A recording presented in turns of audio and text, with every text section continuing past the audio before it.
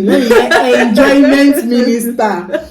Our mom came the week before you gave birth. Yes, the week before I gave birth. Week before, not after, before she gave birth.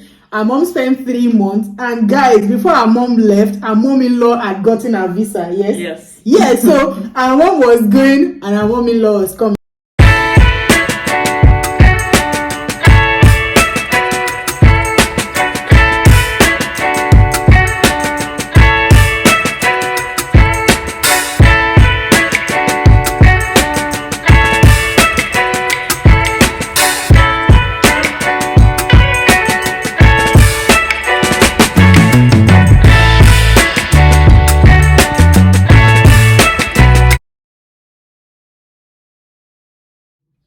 Hello everyone, welcome to our channel. You tried. Hi guys, welcome to the channel. See who I have here again. We are doing a part 2 of our video. So we got so many questions, and I was like, okay, I have to bring her back to the channel. So yeah, thank you guys for joining us. And before we go into the video, you know what to do. Don't forget to subscribe, don't forget to like, don't forget to leave your comments. Thank you.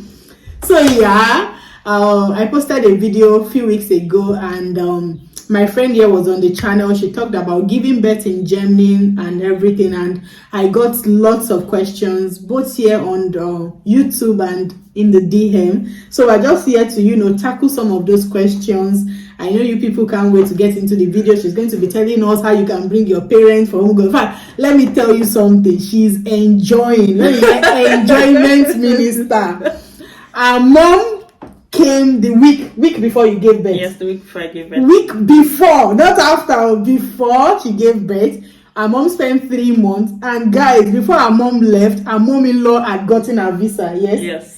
So our mom was going, and our mom-in-law was coming. So mom-in-law is still available, but I had to steal her today. So we just quickly want to do this video so that she can rush back home. So yeah, just stay tuned and like the video. Thank you. So I think I'll be starting by just reading out some of the questions I got on YouTube and all that. So I think it's better. So yeah, welcome to the channel. So the first question here, this person says she wants to know about the child's eligibility and non-eligibility for citizenship, especially if the parents are on a blue card or PR. Because she said she wants to know, I think there are some countries like the US, Canada, that once you give birth, even Portugal, yeah, automatically your children become citizen. So, but for Germany, she wants to know the child's eligibility and how it was applicable to you. She's a blue card holder, by the way. Okay. So unfortunately in Germany, in Germany, automatic citizenship doesn't apply to children born here. So your child has the same PR status that you have. So for blue card holders, I think you're eligible for citizenship in 8 years. Wow. I know next year they say they want to review it to 5 years, but for now it's 8 years. So if you're already on that path, at any point in time, if you or your spouse becomes citizen, then your child also becomes a citizen. But for now, it's your child just gets the PR. Before your child can get their residency status or their residency card, you need to get your child's nationality. That's in terms of you need to get your child's passport. So you need to get your child's Nigerian passport. For us that Nigerians, you need to get your child's Nigerian passport. So it's your Nigerian passport that you would then use to apply for the residency card. The residency card, yeah, that's true. Because what they gave my husband, they only just gave us stay, permit to work and just stay. They gave it and same thing, and they all have expiry date. For blue card they give 4 years, then you can renew. So it's the same thing. So like she has said, Johnny, it's what you have that they give to your child. Unfortunately. So the second question here, she says the benefits the mother enjoys from having a child in Germany. Benefits. So I think we can just merge the second question and the third question, which says maternity rules and benefits. I think it's same thing as the benefits the mother enjoys for having a child in Germany. So we'll just take it together. The benefits maternity benefits, rules, and whatever it is you enjoy as a mother or as giving birth, as someone that gives birth in Germany? Okay. So for me, first thing I would say concerning this question is the fact that information is power, and unlike what we used to think about the information not being available, is because we don't just ask. Unlike other places where the information is readily available online, in my experience here, a lot of information wasn't readily available online. But there are places where if only you ask, they would give that information to you. So for this, I think you can just go to your respective maybe route houses, like maybe for us here is the route house D or route house C, and then you can just go there, like to the family, they call it the youth centers. You can just go there, maybe book an appointment, and then within your appointment they will give you all of the information you need. They'll give you like pamphlets, their websites. If language is a barrier, you can find somebody that speaks English that would walk you through everything. Okay, so in my experience, the first thing that I needed to do once I got pregnant was inform my employer that I was pregnant. And it wasn't just about, oh, I'm pregnant to see my stomach. They still need some form of certificate from your doctor. So your doctor needs to give you a certificate for you to take to your employer and your insurance provider. So once you take it to your employer, the certificate in itself is really for your insurance provider, but your employer would like to see it as well. And I will say why. So once you take it to your employer would also give you like a letter of certificate of maternity leave. Now that document is because they'll give you based on like what is required. So what is required here is that it's required by law that pregnant people are supposed to go on maternity leave 6 weeks before their EDD. Wow. And then it should last 8 weeks if you have a single birth. It should last 8 weeks after your EDD, after your birth, or if multiple births, than 12 weeks. So the reason why you need to go with that certificate from your doctor is because your maternity leave, you and your HR or human resource manager would sit down, and then you will calculate the days, you will count the days for the 6 weeks and then the 8 weeks after for you to get that letter from your employer. So that's the first thing. Because I asked in our own culture, we're used to maybe working until we're just about to give birth so that you can extend. Yeah, for me, I thought maybe I could extend it so that I could enjoy some, but no, that wasn't allowed. So the rule in Germany, you must start maternity leave 6 weeks before you give birth, and up to 8 weeks after you give birth for single birth, for multiple up to 12 weeks after. Yes. Okay. So once your employer gives you that letter, you don't necessarily, but the employer just gives you a certified letter from them. So you take that same paper that the doctor has given you, take it to your insurance provider. You submit to them, and the reason why you're submitting to them is because your insurance provider is to pay you maternity allowance or maternity benefits, and it's calculated based on your income and all of that.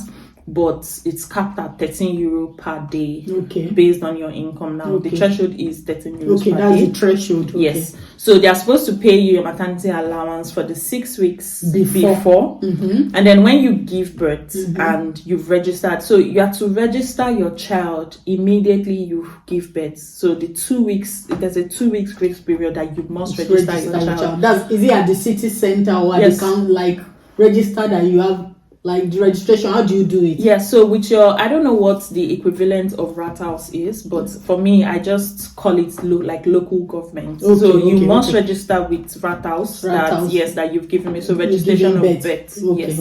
Luckily for us, we had somebody come to the hospital to take our documents and our application form and submit it on our behalf. So when you submit it, rat house will send you some documents. So when rat house they'll rat out to send you 4 documents. They'll send you your baby's birth certificate. Wow. Yes, they'll send you a certified letter for your insurance provider. Wow. They'll send you a letter for Kindergeld, which is like child allowance.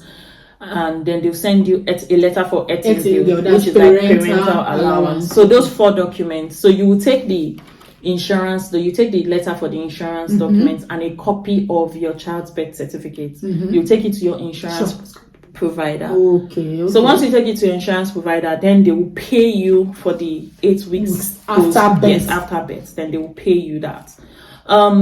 Also, it's not compulsory, but employers also pay like a supplication, maternity supplication. So during that period, your employer can decide to also supplement what your insurance is paying you. So some cases, the employer will decide to pay you your full income. Some will pay you part income or whatever your insurance. So it depends. Provider. That one we can say depends on your employer. It's based on your employer's discretion. If you can get additional. Yes, that one is based on your employer's discretion. So, sorry. Now you said maternity is for 6 weeks before and 8 weeks after. Yes. That's barely like how many months? That's about 3 months. 3 months. Yes. So why do people now stay for a year? So can you explain that part? Why do you now have the privilege to now stay for up to 1 year? Like you're doing 1 year, right? I'm actually doing 1 year, 3 months. 1 year, 3 months. Yes. Wow. So yeah, tell us. So after the maternity, how do you now go to doing 1 year if that is 3 months? Okay, so the maternity period in itself, like we've said, is 6 weeks before, 8 weeks after, which is 3 months. But after those 3 months, you can apply for parental leave. Now, parental leave is up to 365 days. That's 1 year. 1 year. You can, and in that period, you actually quote unquote a protected class, meaning you can't be laid off. Your employer can fire you because you are on parental leave that period. So for me, I actually took the privilege of taking the 1 year. So parental leave is not just for mothers. Parental leave is for fathers. Parents. Can take it too. Fathers can take it as well. So you and your partner can actually decide to split the parental leave. If you have not seen a video, we have a video on the channel about parental allowance. Check the videos, you see it there. We did that video a couple of months ago and we touched base on so many things. Yeah, go ahead.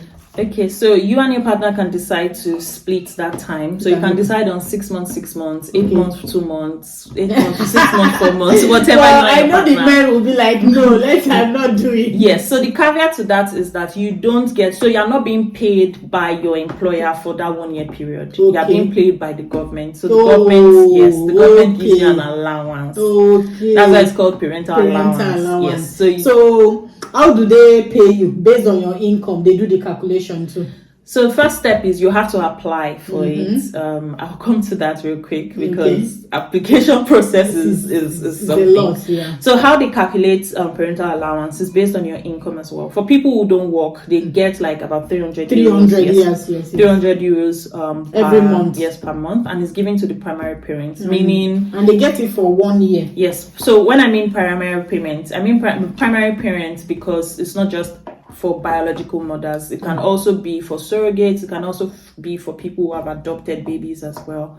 So they give that 300 euros for people who don't work. For people who work, they calculate it based on your income, and you can get up to 65% of your salary. That's a lot. Yes. Yeah. No, but there's a caveat. It's also capped. So if you are earning above, so if you are earning above a threshold, though there's a minimum, like a maximum they can pay, and the maximum is 1,800. So no matter how high you earn, whether you're earning 5,000, 6,000, yes, no matter what, so it's that's cap.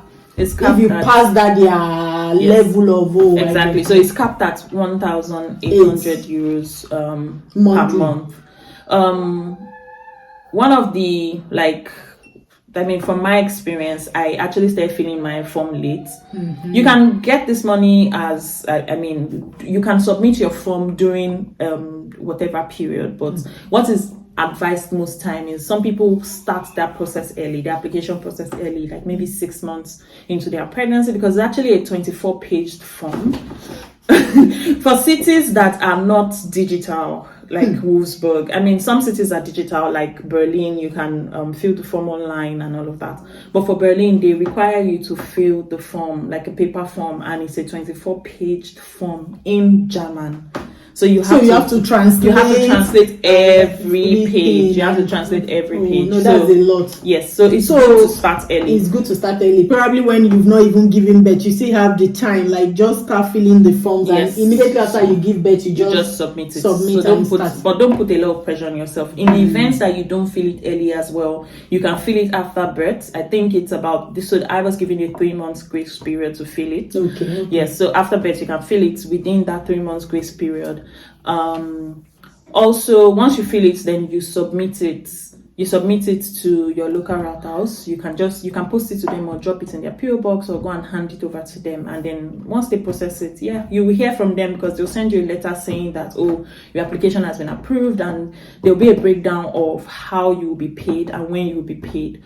Also, if you are filling that form or you submitted after you've given birth, they will also back pay you. They will back pay. That's one thing they do. Even when we got here, the children's and child's benefits, I think they back paid us up to 4-5 months. So that's one thing that they will back pay you. But let's not, because we're talking about maternity benefits, let's not just focus on the just about the allowances and all of that.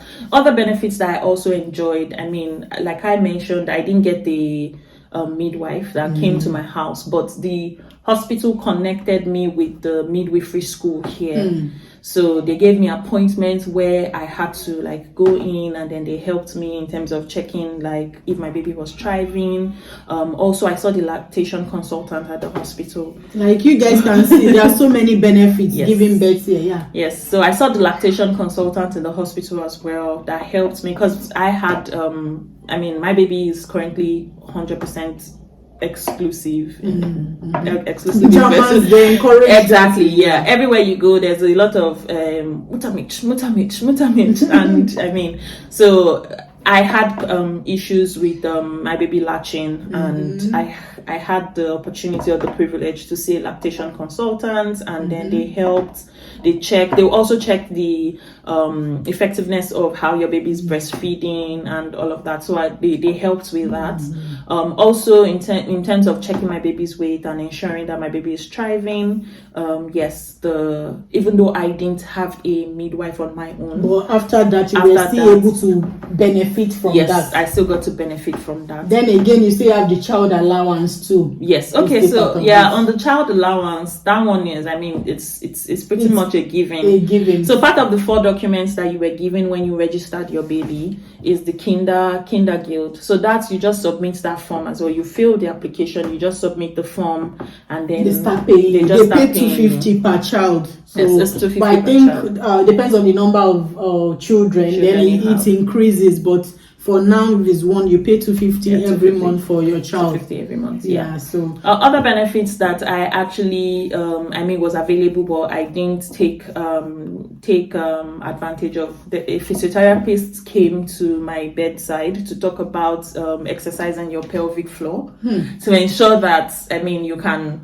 exercise your pelvic muscles, because in pregnancy and during it, your muscles around your pelvic floor gets so they can give you appointment for that. So exactly. Start going for exercise. You can. Yes, they can actually help in terms of helping you ensure that your pelvic floor. You can. Yes, you can work on exercising. Because I did complain. Like I complained to my gynecologist at my 6 weeks appointment that I was having pain around my pelvis, especially when I walk for long. And then she did talk about my pelvic floor, and if I needed to be sent to see a physio who would then help with the necessary exercises and to help with that. Yeah, so guys, you guys have heard, those are the benefits. You enjoy giving birth in Germany and all that. So so the last question, and this question, like it was the most, everybody wants to know about this. So, and that's the last question. This video, if you're going to watch it,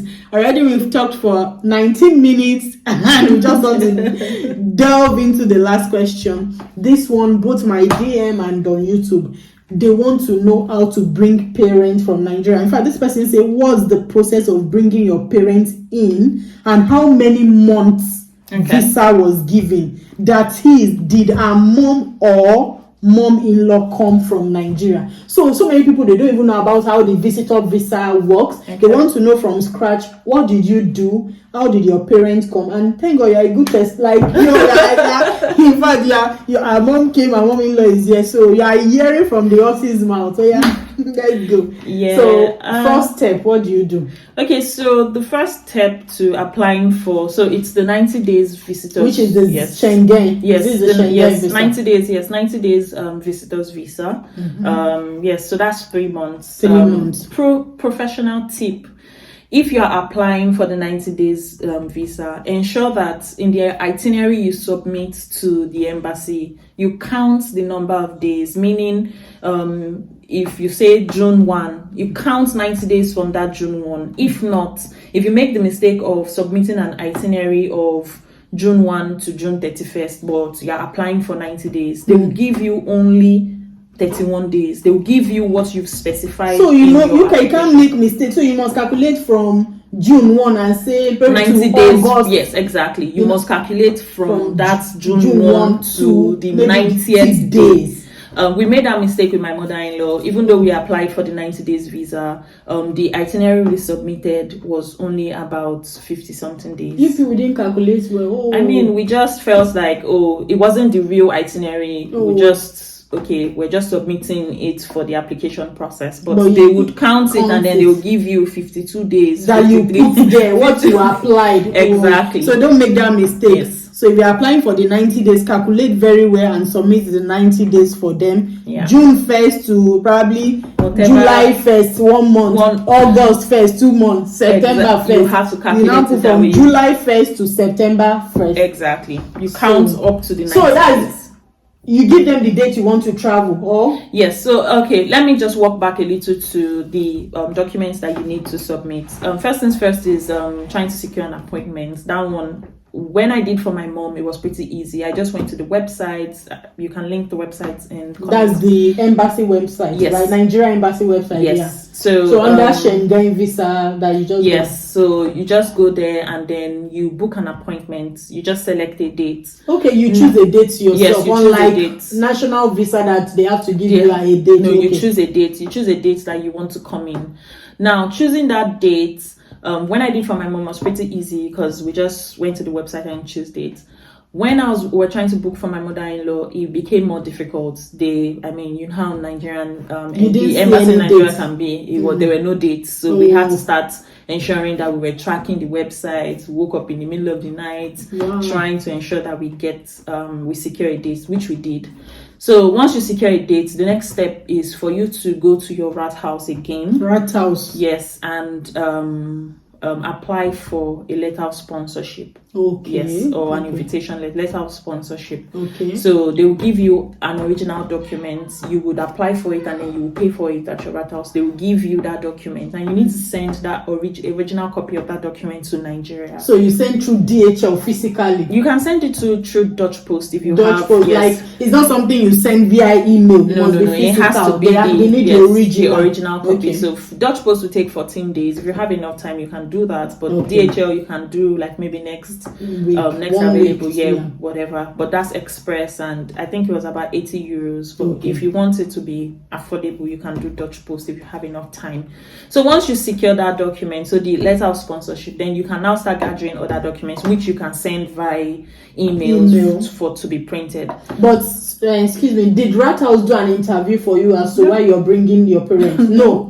So you just applied and you just applied for letter of sponsorship, and then they will tell you to come and pick it up. Okay, and when you went to pick, no question. No, they just gave you. Wow. I mean, you. I think you pay for it about 20 euros or 20 something euros. So you send that. You just pay for it, and then you send that original copy of that to Nigeria because that is quite important. So other things that you need, passport, you need a letter of invitation that you still write. You write it and send. You still need letter of invitation. You need. So in that letter you write the reason why you're inviting the parents. You write the reason why you're inviting the parents. That one can be sent via email or you send it.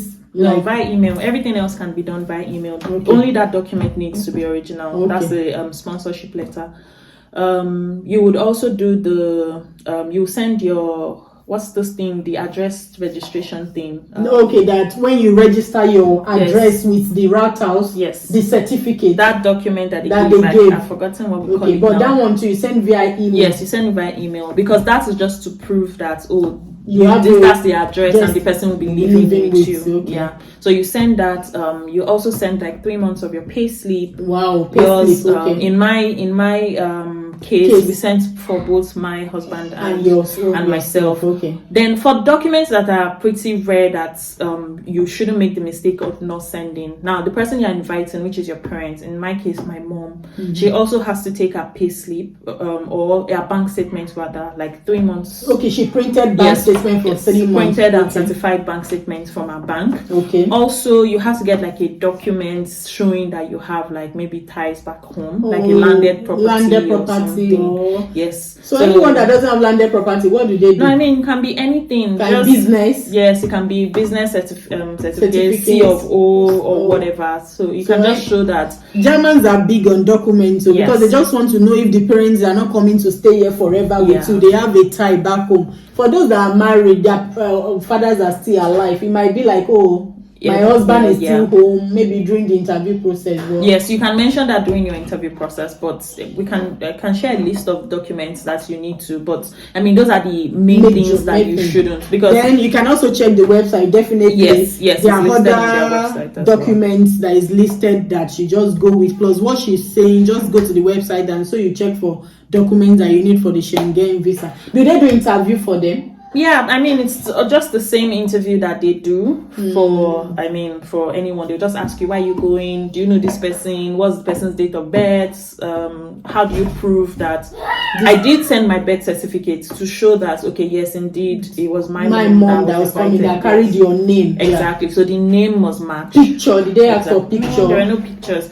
The other documents that I included that were not listed on the website were things like the certificates, like I mentioned, the letter that my office gave me that I was on maternity leave. You added it. Yes, so I added that. Okay. And, I mean, yes. So something. Did you give them your EDD scan, whatever from hospital? No, I didn't. It was just that letter because that letter. So I did add the certificate from my doctor showing that. Okay. Yes, yes. So this was my. So apparently, it's just to be very transparent and give them as much documents as you can. Just take along as much relevant documents as you can. Some of the tricky things that you might need to navigate during that period is because the visa they give is just 90 days. It might be tricky bringing you don't want to bring your parents too early, and then that 90 days will count, and then they will have to leave earlier than the help that you actually need.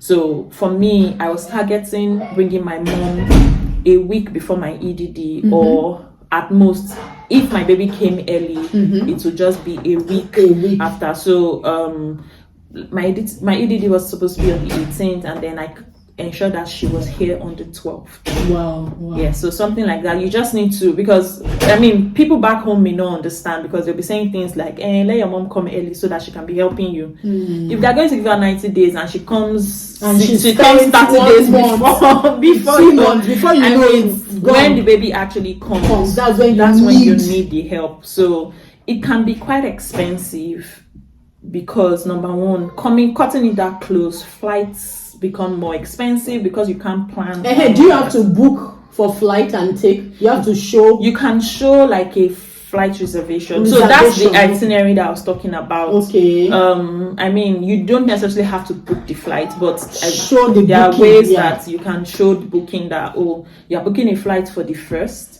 And then your return ticket is going to leave on so day. So that's what they will count from the day you book the flight to the day that your return is coming. That's what they will count. And they will give you visa before that date that you specify, right? They won't give you. They can give you your visa back, but it will be valid from the day you specify. Yes, it will be valid from the day you specify. So apparently, you're the one choosing the dates that I'm going this day and leaving this day. Yes. Yeah. So they will give you that, but how long does the visa take to get approved? It depends. I mean, one of the things that I realized with Germany is you can never really say that this is the process. But was it up to a week or 2 weeks after For my mother-in-law, it was 4 days. 4 days after. For my mom, it was 3 weeks. Oh God, yeah. Now so you really cannot tell. So that. You need to start early too. Yes. Book, but just give them the date you want, and since it will start counting on the date you specify. Yes. So just ensure that the appointment day you select is 1 month before your intended at least 1 month before your intended travel date. Yes. Date. Okay. Yes. So that within that 1 month, so you can get it 4 days. You can get it. They will tell you 10 working days, which is supposed to be 2 weeks. Okay. But the spilling into the 3rd week might be them handing it over to DHL, or DHL having to process it from whatever center, and it gets into you. So it can take as short as 4 days to as long as. So and immediately Momsi was about going, you started the process for your mom-in-law. Yes, immediately. So she was here for 90 days, and then at some point by the 2nd month, we started the process for mom-in-law. Yes. And they didn't say one parent was already there. Why is she? There was nothing like that. There was nothing like that. There was nothing like that. Another funny thing that happened was when my mother got to the border immigration here, I got a call from immigration saying that, am I expecting a visitor? Wow. Which I did answer, yes, I'm expecting. It was even good because my mom didn't have a phone with her and I couldn't reach her. So I just told the immigration officer, please give the phone to my mom. I want to speak to my mom. And they were nice enough. I mean, they helped her sort her bag, and they helped her, they told her where she needed to be and all of that. So wow, thank you so much. This is a lot. Guys, 31 minutes. Thank you so much. Even me, I've learned a lot. So if I want to bring any of my parents now, I know what to do. You guys have heard from her, your routers, invitation, everything you need to do. The video is so detailed. Thank you so much. And guys, let's end it here. Hopefully we've been able to tackle all your questions concerning bringing your parents and the benefits. So I'll say thank you for watching. Please leave your comments. Don't forget to like the video, share with family and friends. Please share with people that you feel this video will be useful to. Thank you so much. Until we come your way next time. Bye guys.